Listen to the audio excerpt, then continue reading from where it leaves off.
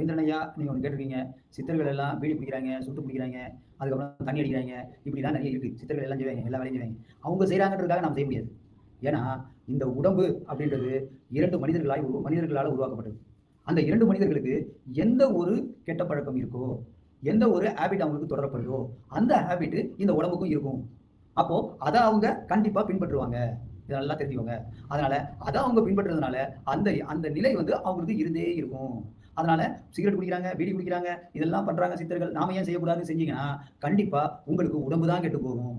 ஏன்னா, உங்க பாரம்பரியமா என்ன நீங்க தொடர்ந்து தொன்று தொட்டு வருதோ, உங்கள் தாய் தந்தையர் என்ன தொன்று தொட்டு வருதோ, உங்க தாத்தா பாட்டி என்ன தொன்று தொட்டு வருதோ, அப்படிதான் நீங்களும் நடக்கணுமே தவிர வேற எதுவுமே கிடையாது. இதுல கெட்ட விஷயங்கள் இருந்தா, நீங்க வாசி மந்திரம் ஜெபம் பண்ணி வாசி யோக பயிற்சி பண்ணும்போது, அந்த கெட்ட விஷயங்கள் ஒதுங்கிடும்.